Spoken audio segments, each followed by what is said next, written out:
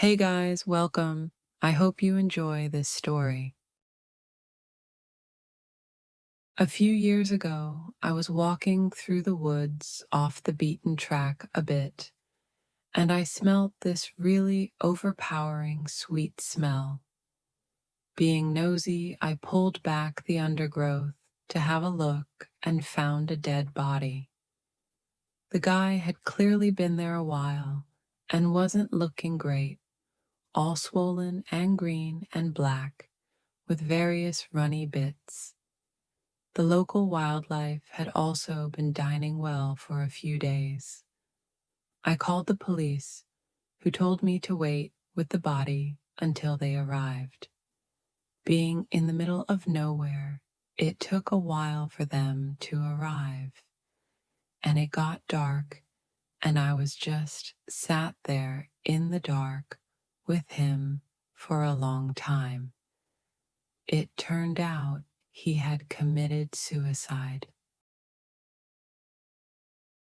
About 2 years ago, I was driving home late from a family reunion, about a 2-hour trip. I didn't stay the night because I had work the next day. Most of the drive was through dense, creepy forest roads, and about 45 minutes in, I got hit with sudden exhaustion. No safe rest areas nearby, so I pulled off the road behind some bushes around 11:22 p.m. and dozed off. I woke up to scratching sounds at 11:50, but they stopped quickly. Too tired, I ignored it. Then again at 12:40, same scratching, only this time it didn't stop. I glanced in the rearview mirror and caught something darting into the woods. Freaked, I drove off. About 100 yards ahead, I passed a car with its driver's side door open. I slowed down, saw no one inside, then checked my mirror. And that's when a man came sprinting around the bend, screaming, "Hey, get the hell out of your car." I hit the gas and never looked back. A few summers ago, I went for a midnight bike ride with a friend. After we split up, I had 2 blocks to ride alone. Due to construction, I was on a sidewalk. As I neared my street, I saw a scruffy man walking ahead. Not wanting to startle him, I called out, "Hey, behind you." He turned around with a furious look. I turned down my street, but he started following me, screaming threats, calling me a cunt, saying he'd kill me. I didn't want him to know where I lived, so I looped around the block. Here's the creepy part. When I came back, he was standing silently on my front stoop, staring into the street, like he knew. I rode past and returned to my friend's place instead. 2 days later, my bike was stolen from the alley. So, one night I wake up to the prickly feeling, like an instinct. Just bolted into a sitting position and stared out the front window. We lived in rural Georgia, so you can imagine the magnitude of trees. In perfect light, cast from the moon, I see a silhouette of someone in this tree. The family dog dashes to the window and is snarling into the glass. Terrified, I run into my parents' room and try to explain to my parents that there is a strange person outside. Dad grabs something defensive and darts outside with the dogs to beat the hot head. I tremble in Mom's arms until Dad comes home and says he saw no one and to go to bed. I decide to sleep in my regular bedroom. I fill in my sister in as to what happened. Dad is making regular rounds in the house with a cup of coffee. We're all still, and I finally think I can sleep. Nope. I notice the man outside my window. From what I can see in the moonlight, he gives me a shush signal and runs away. When I was 17, fresh with my license, my friends and I used to scout abandoned houses for parties. The best one I found was this massive, unfinished house I passed every night after work. Huge property, completely deserted. One evening before a movie, I took a friend to check it out. It was just past dusk. We pulled into the driveway for barely 10 seconds, then turned around. A minute later, a big truck came up behind us, high beams on, riding close. At first, we ignored it. But when we reached the main road, the truck cut through a gas station and blocked us off. A huge man got out and walked up to the window. It was a busy road, but now, weirdly, no one was around. I rolled the window down. He asked what we were doing there. I lied, said we were just turning around. He stared at us, smiled, and let us go. The house is still unfinished to this day. I swear something illegal is going on there, and we got too close. When I was about 10, all of relatives were over, about 10 of us there. The parents and grandparents were out for an adult dinner. So it was just the kids sitting around, watching movies, when all of a sudden the house shook and there was a large flash coming from the backyard. It felt as if a bomb dropped. We all heard, felt, and saw it, and as a pack we ran into the hallway. The eldest in the group debated on calling the police, but opted to call the parents. After a few minutes, we gained our courage and went out into the living room again, this time with weapons. After a half hour with no issues, the parents came home and thought we were insane. There was nothing wrong with the backyard, and no neighbors reported anything. It's been 10 years, and we still talk about it. That has been the scariest thing to happen to me by far. This happened to me last summer when I was staying at my parents' house during the holidays. It was around 3 a.m., and I was in my room on my computer when I got a call from my sister. That was already a little weird, since her room was just down the hallway.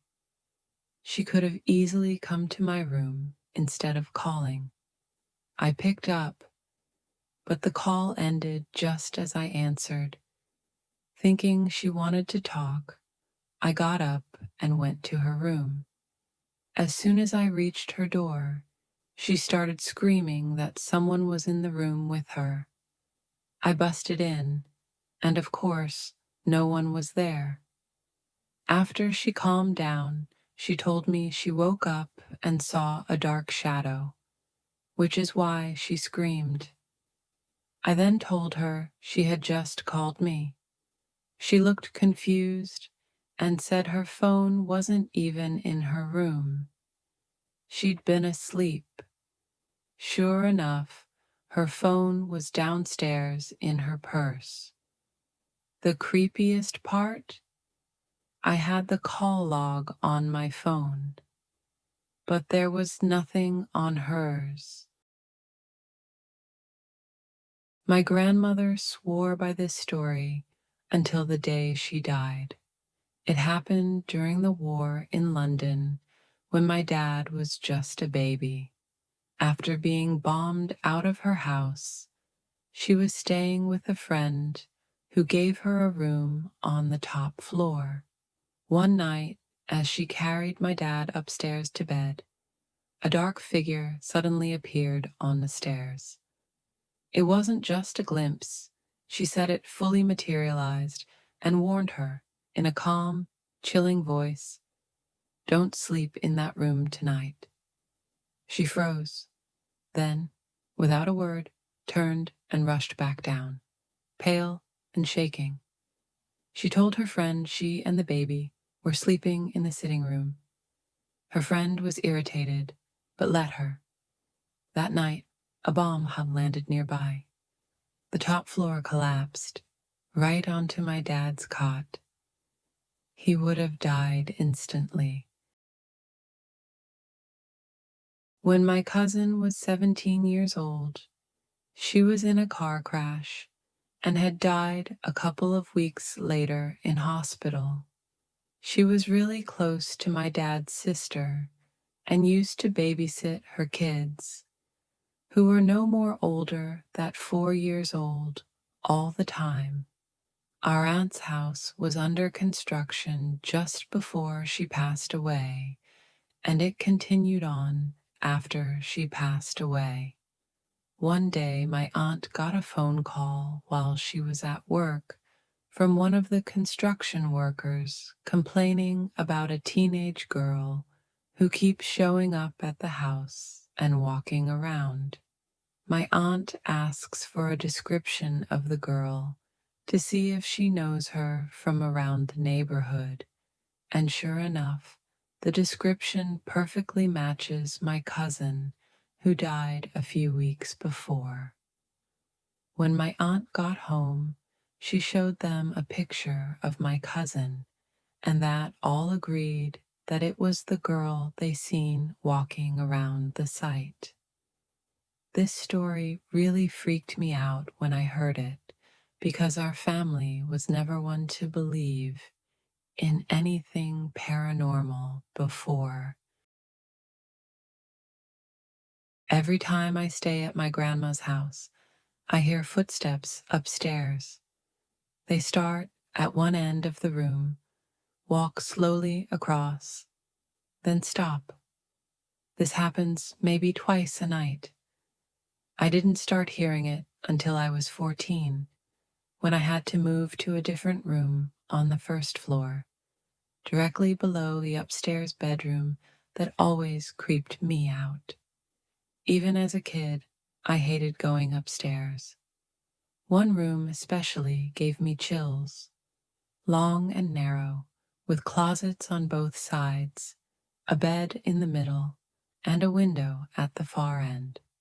My grandparents once told me the sons of the previous owner used to say a gorilla would come out of the closet at night, dance around the room, and disappear again. I never thought much of it until I started sleeping below it. One night around bedtime, I was lying awake when I heard it. Thump, thump, thump. Slow, heavy steps, starting on one side of the room above me, passing over me, and stopping on the far end. I ran to my grandpa's room, and he brushed it off as the house creaking. He turned on the dining room light for me, and I went back to bed. Then it started again, this time from the far end, coming back across the room, stopping above my door. And then it began descending the stairs. 1, 2, 3, pause, 4, 5, 6, until it reached the first floor. I was frozen. My heart was pounding. Then came the scratching inside my room, long, slow scratches on the wood of my grandpa's gun case, followed by the faint tapping of the door with each stroke. I tried to scream and couldn't, until I finally managed a loud cry. My grandpa rushed in, but of course, nothing was there. He still didn't believe me. I spent the rest of the night sleeping under the bed with a comforter over me, headphones in, and my back to the door. The next morning, my grandma casually said, Your cousin told me the same thing. She heard footsteps, too. I've stayed there many times since. I always hear the footsteps. They've never come down the stairs again. But if they do, I don't want to know.